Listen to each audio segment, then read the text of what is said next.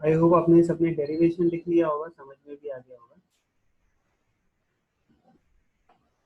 ठीक है, अब आप इस क्वेश्चन को देखिए, इसको कैसे करेंगे।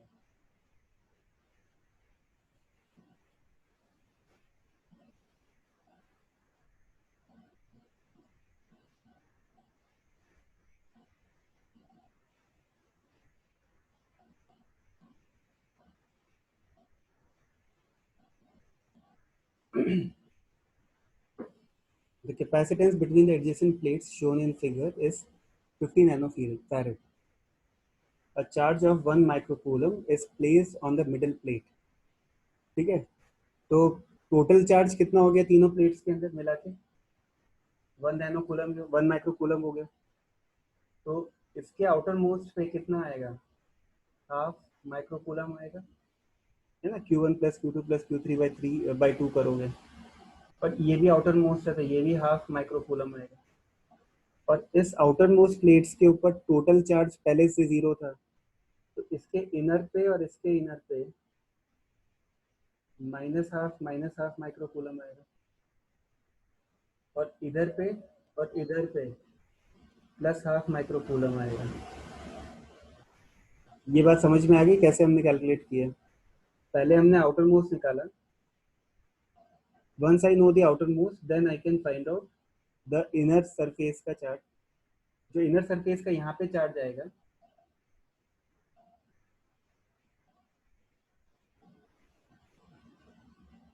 उसी का अपोजिट यहाँ पे आएगा। आई बात समझ में? यहाँ पे भी उसका अपोजिट आएगा। किसका अपोजिट आएगा? इसका अपोजिट आएगा। ठीक है ना। तो once I know the charge on any one of the plate, outer most पे निकाल के I can then sequentially do for the rest of the cases. इतना समझ में आ गया? अब तुमसे क्या पूछा हुआ है? फर्स्ट पार्ट हो गया easy. What will be the charge on the outer surface of the upper plate? Find the potential difference developed between the upper and the middle plate. तो अपर और मिडिल प्लेट के बीच में कितना पोटेंशियल डिफरेंस डेवलप हुआ है, वो निकालने के लिए delta V is equal to Q/C। तो चार्ज कितना है? हाफ माइक्रो कूलम है। पोटेंशियल डिफरेंस कितना दे रखा है?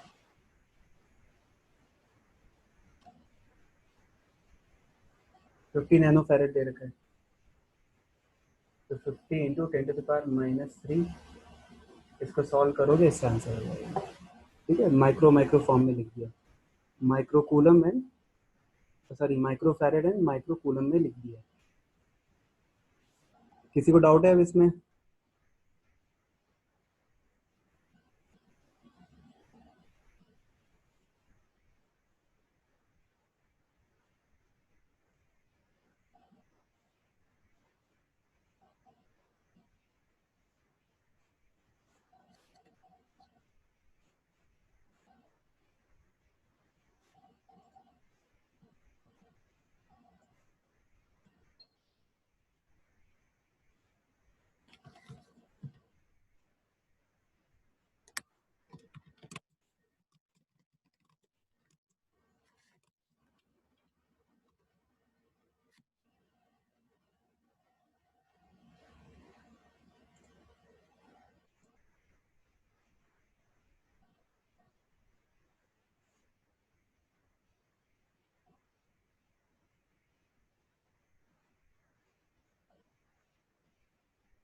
चलो नेक्स्ट।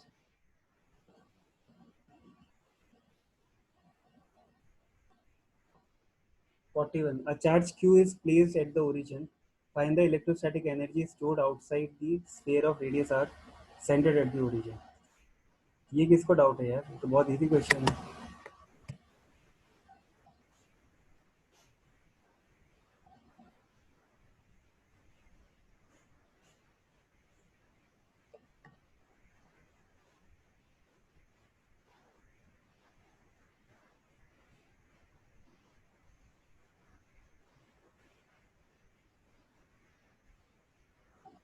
देखो,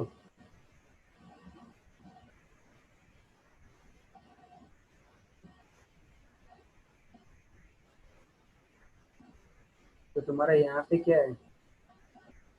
चार्ज क्यों रखा हुआ है, और इसकी इलेक्ट्रिक फील्ड यहाँ पे कितनी होगी एट ए डिस्टेंस आर, के क्यू बाय आर स्क्वायर।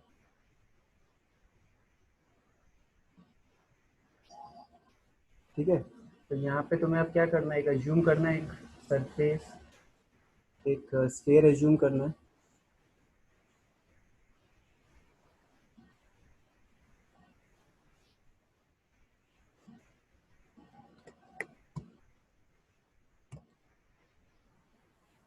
ठीक है ना।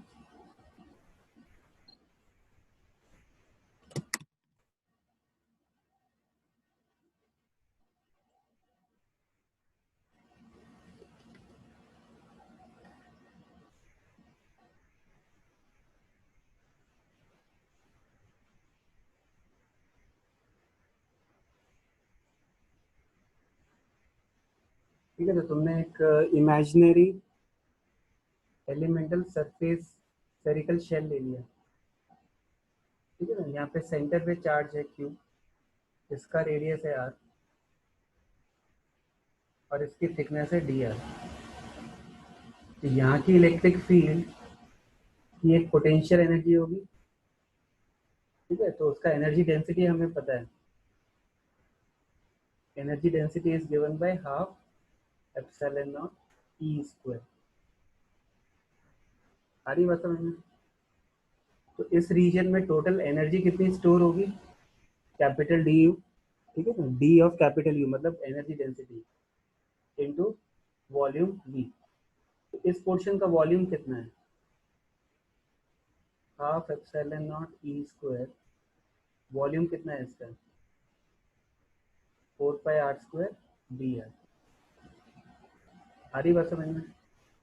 तो this is half epsilon naught E square is what, K square Q square upon R to the power 4। This is 4 pi R square D R. तो 4 पाई मतलब इसको तुम solve करोगे आगे,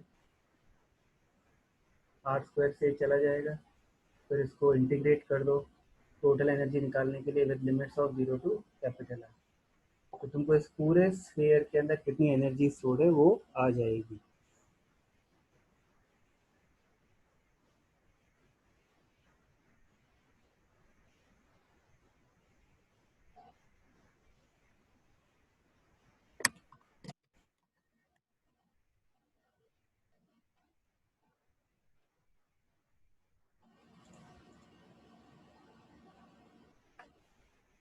ठीक है, किसी का भी डाउट तो क्लियर हो गया अभी ये। अब देखो,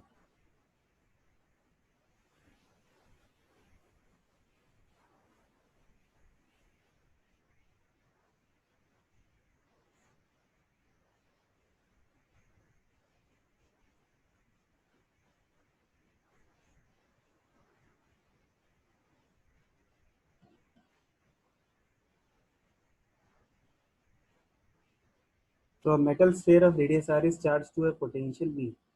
Find the electrostatic energy stored in the electric field within a concentric sphere of radius 2r. Show that the electrostatic field energy stored outside the sphere of radius 2r equals that stored within it.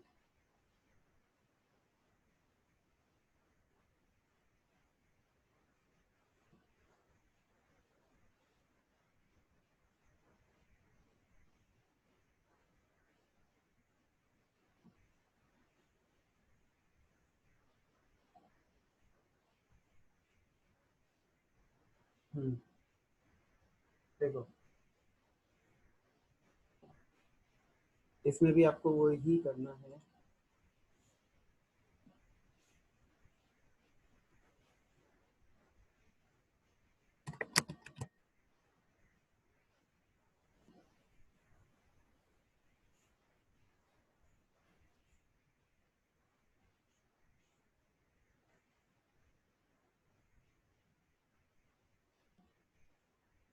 ठीक है, तो ये जो metallic shell है, metal sphere है, solid है, इसका radius are है,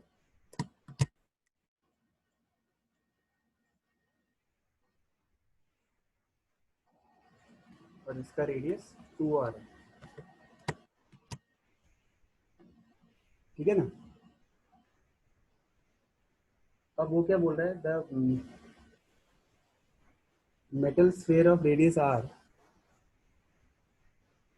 has is charge to a potential V. तो इसके ऊपर तुम चार्ज निकाल सकते हो, है ना। इसके ऊपर चार्ज क्यू कितना होगा, that will come on the basis of V. तो वी का वैल्यू कितना है तुम्हारा, के क्यू बाय आर। ठीक है ना। और इसकी खुद की अपनी एनर्जी कितनी स्टोर होगी, सेल्फ एनर्जी। ठीक है ना। सेल्फ एनर्जी भी एक कॉन्सेप्ट होता है, बी पार्ट में वही पूछा हुआ है। सॉरी, ये पार्ट में पूछा, find the electrostatic energy stored in the electric field with the concentric state of radius what. मतलब इस रीजन में कितनी एनर्जी स्टोर्ड है वो निकालनी है।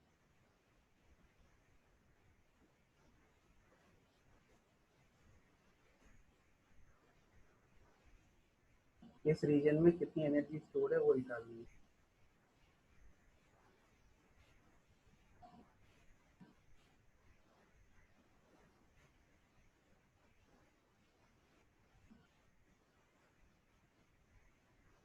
आई बात समझ में। इस रीजन में कितनी एनर्जी स्टोर्ड है वो निकालनी है, तो वो हम सेम मेथड से निकाल लेंगे। लिमिट सिर्फ चेंज करनी है हमको। लिमिट्स हमको लेनी है आर से टू आर। फिर हमको सेकंड पार्ट में प्रूव करना है कि इसकी जो एनर्जी कैलकुलेट हुई है, इस पोर्शन में जो एनर्जी आई है ना, आर से लेके टू आर तक, ये जो एनर्जी आई है that is equal to the self energy of this one. तो इसकी सेल्फ एनर्जी का एक्सप्रेशन तुमको याद हो तो कितना आया था, क्यू स्क्वायर के Q square by two R आया था। तो ये एक्सप्रेशन इसके बराबर आएगा, ये आपको प्रूव करना है। लिख लीजिए, इसको समझ में आ गया क्या करना है।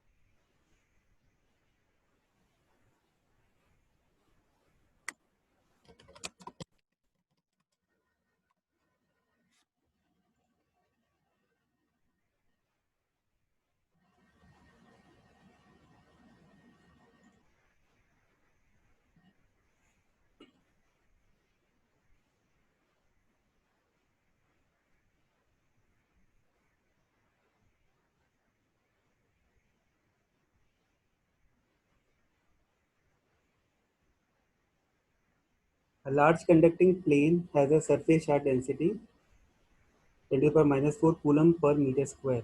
Find the electrostatic energy stored in a cubical volume of H this much.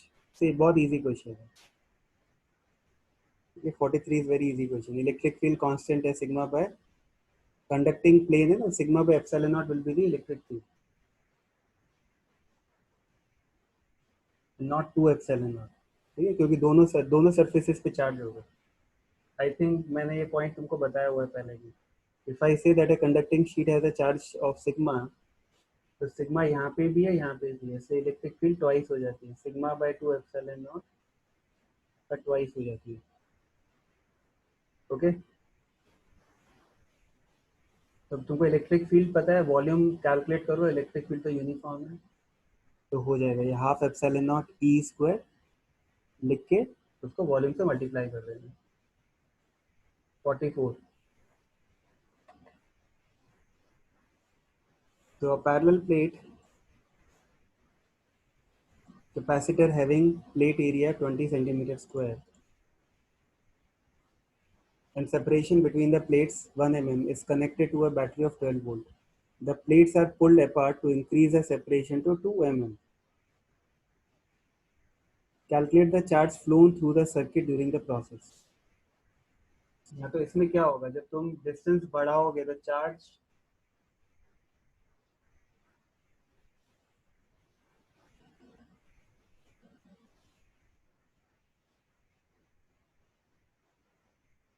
Suppose करो ये कैपेसिटर है,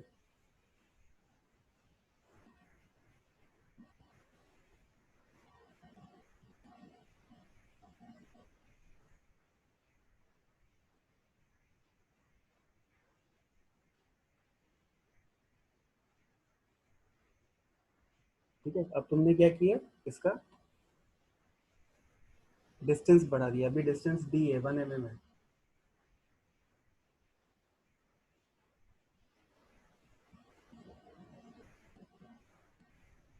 1 mm है। अब तुम इसका डिस्टेंस बढ़ाना चाहते हो, कितना करना चाहते हो, 2 mm। तो you have to pull it because electric field between the two is attracting each other, but by force we want to increase that।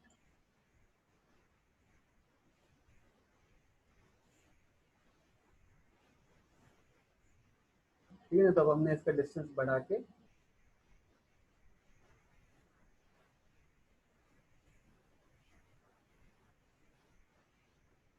क्या कर दिया, आई थिंक 2 mm कर दिया, राइट।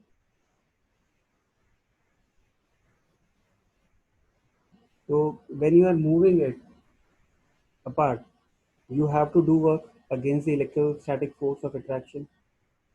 तो कितना तुमने वर्क किया वो तुम्हें निकालना पड़ेगा। तो ये फोर्स याद है, हमने कैलकुलेट किया था, what was the force acting between the plates,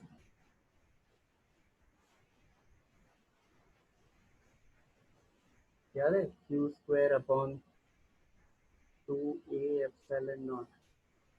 देखो अभी हमने प्रीवियस 2 क्लासेस में किया है ये।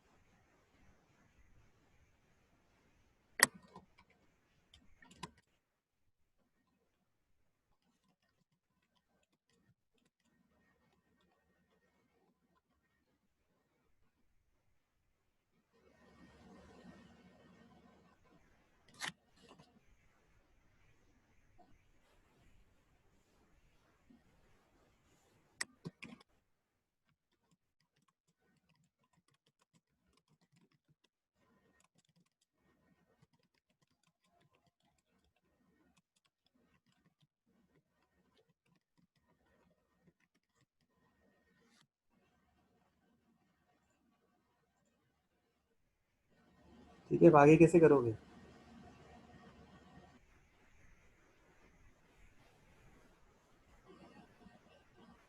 हमारी बैटरी कनेक्टेड है।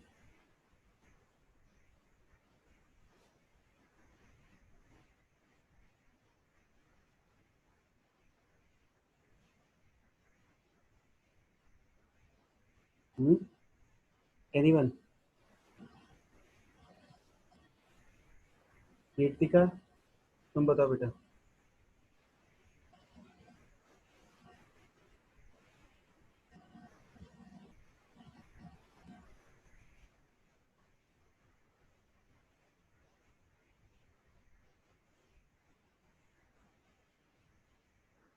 तुमको एरिया दे रखा है, डिस्टेंस डी दे रखा है, पोटेंशियल डिफरेंस दे रखा है,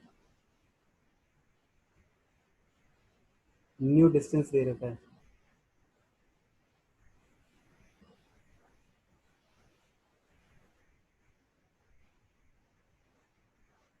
तो बैटरी कनेक्टेड है, ये याद रखना, बैटरी स्टिल कनेक्टेड। तो कितना चार्ज फ्लो करेगा।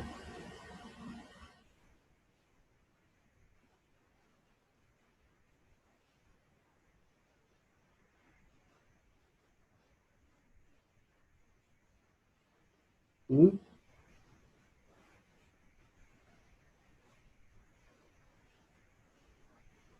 क्या होगा डिस्टेंस बढ़ाने से क्या होगा?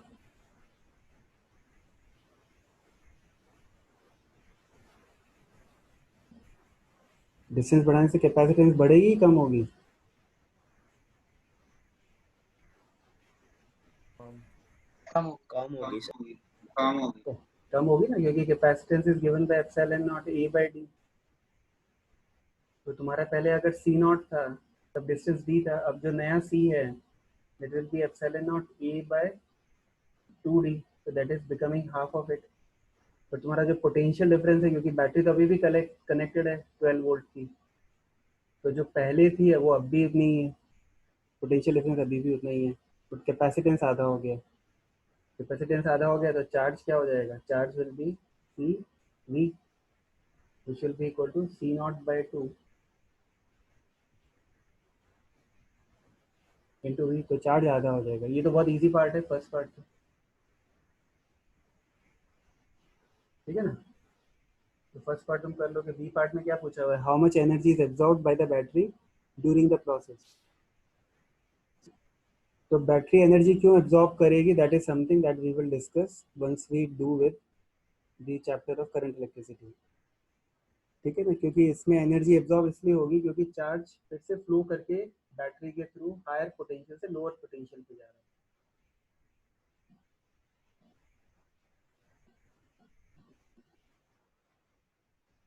देखो सपोज करो तुम्हारी पहले ये कैपेसिटर से ये बैटरी कनेक्टेड थी, ठीक है ना। तो यहाँ पे ऑलरेडी पहले क्यू नॉट चार्ज था और माइनस क्यू नॉट चार्ज। अब तुमने इन दोनों का सेपरेशन बढ़ा दिया, सारी बात नहीं, तुमने क्या किया, इसका सेपरेशन बढ़ा दिया। तो अब जो नया कैपेसिटेंस है वो सी नॉट बाई टू हो गया, charge Q naught by to, Q naught by to. इसका मतलब यहाँ से चार्ज फ्लो करके गया होगा, कितना चार्ज फ्लो करके गया होगा? Q naught by two. तो when this charge moves across a potential difference, higher से लोअर पोटेंशियल पे जाता है, ठीक है ना। तो now battery is not doing work, battery पे वर्क हो रहा है, इसलिए वो एनर्जी एब्जॉर्ब कर लेगा, ठीक है ना। पहले बैटरी वर्क कर रही थी क्योंकि वो लोअर पोटेंशियल से हायर पोटेंशियल पे पुश करती है चार्ज को, इसलिए battery is doing work. Now in this case it is doing the negative of it, क्योंकि चार्ज क्यू नॉट से Q naught by to reduce हो रहा है, ठीक है।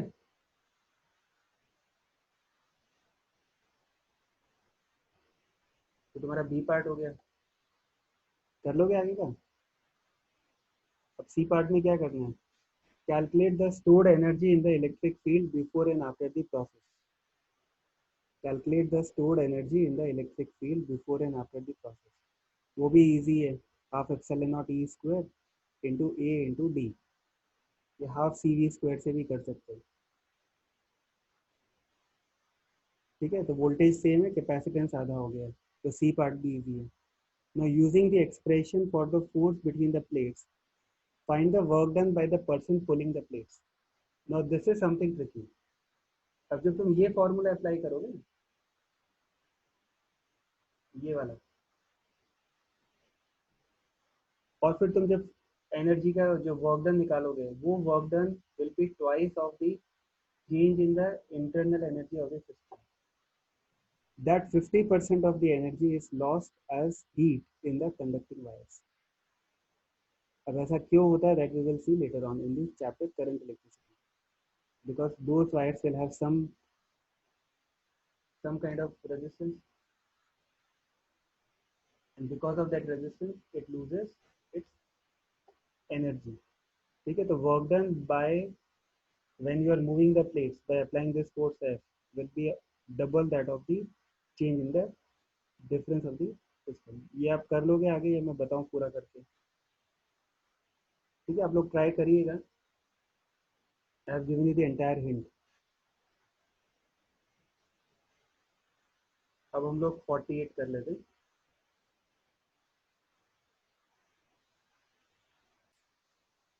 अब देखो, a 5 microfarad capacitor is charged to 12 volts, The positive plate of this capacitor is now connected to the negative terminal of a 12-volt battery and vice versa. Calculate the heat developed in the connecting wires.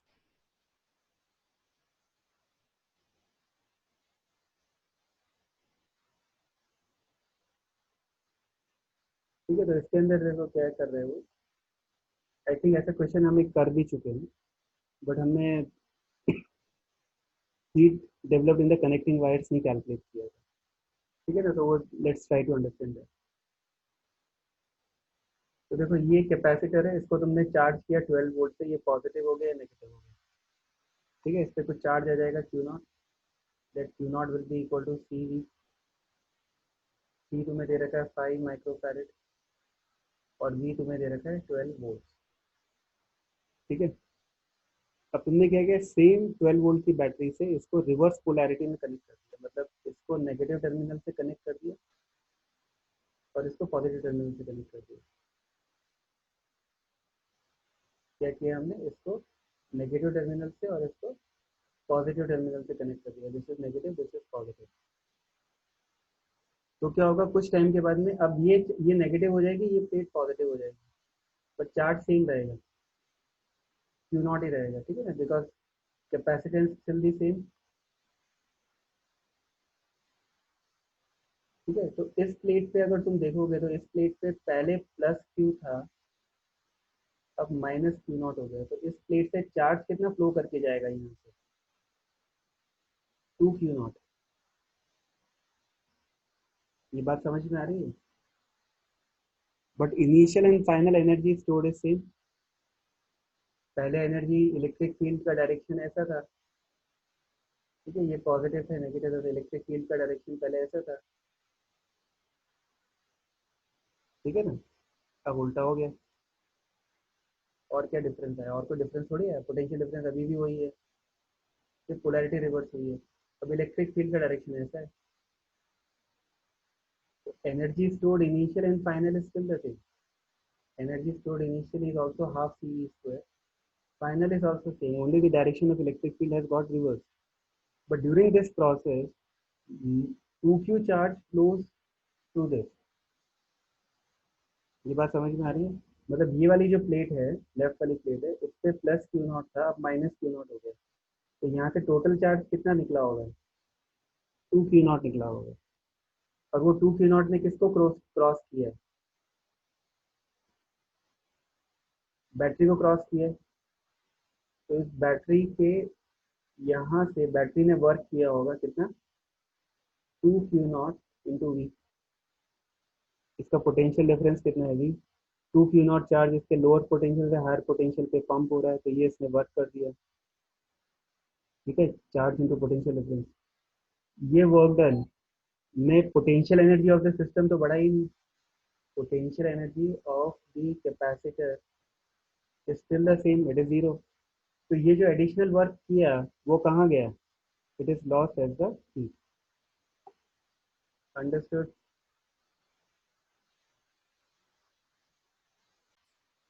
Is 0.5 centimetre. ठीक है, that means 5 mm and its plate area is 100 centimeter square. A 0.4 centimeter thick metal plate is inserted into the gap with its faces parallel to the plates. Show that the capacitance of the assembly is independent of the position of the metal plate within the gap and find its value.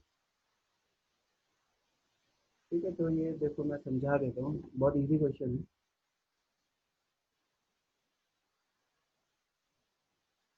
तो suppose करो ये तुम्हारा पहले एक gap था D.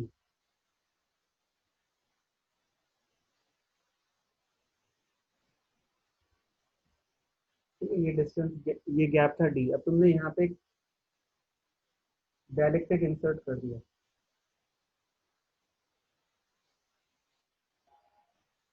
ठीक है, और इसकी थिकनेस है टी.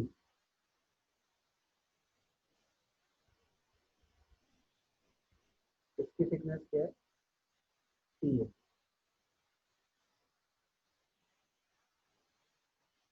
ठीक है ना, अब जब तुम, और ये मेटल की प्लेट है तो इसका इन्फिनिट, इसका के क्या होगा, के विल बी इंफिनिटी. तो अगर इस सरफेस पे चार्ज डेंसिटी,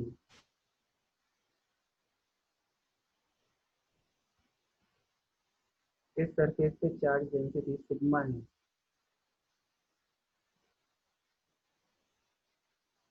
प्लस सिग्मा है, तो यहाँ पे माइनस सिग्मा आ जाएगा मेटल प्लेट के केस में, if you remember the formula, और यहाँ पे प्लस सिग्मा हो जाएगा और यहाँ पे माइनस सिग्मा। सारी बात समझ में? तो इस रीजन में इलेक्ट्रिक फील्ड कितनी है? इस रीजन में इलेक्ट्रिक फील्ड है सिग्मा बाय एप्सिलॉन नॉट। इस रीजन में इलेक्ट्रिक फील्ड कितनी है? Sigma bye epsilon not. ठीक है ना? अब इसकी जो ये डिस्टेंस है, ये वाला डिस्टेंस जो है, लेट्स से ये एक्स है, तो ये डिस्टेंस है वाई। ठीक है ना?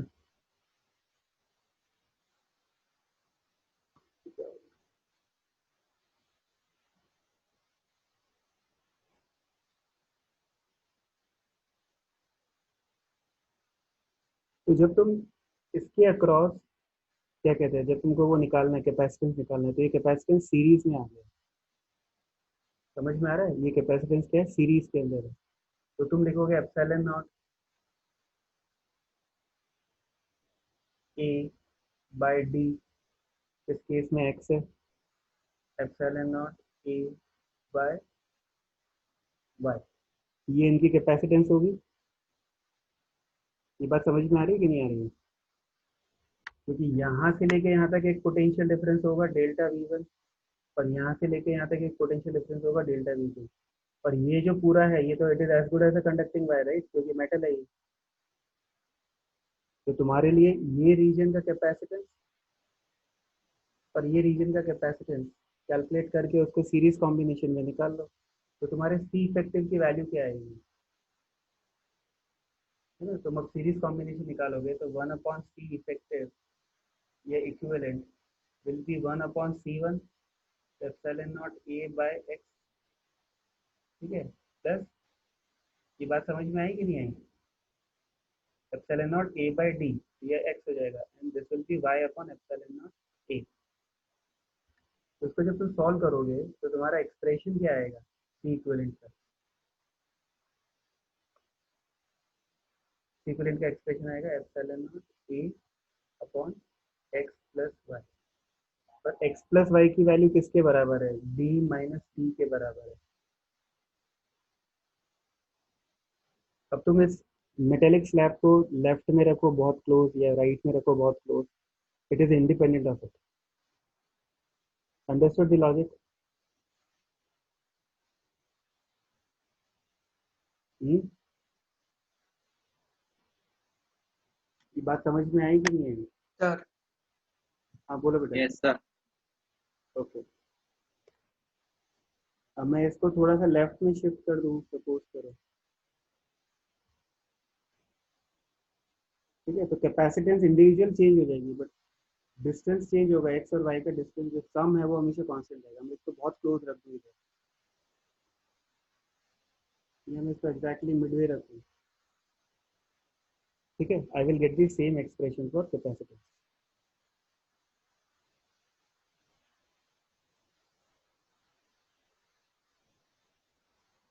Now let's do 52.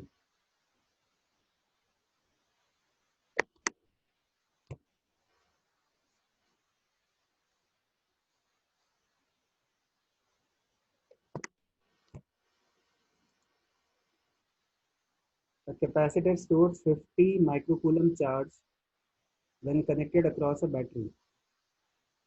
When the gap between the plates is filled with a dielectric, a charge of 100 microcoulomb flows through the battery.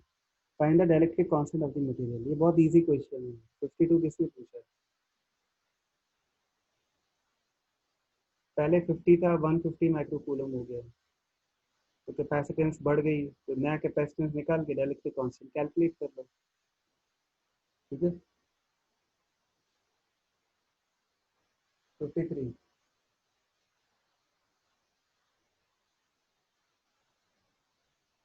A charged, sorry,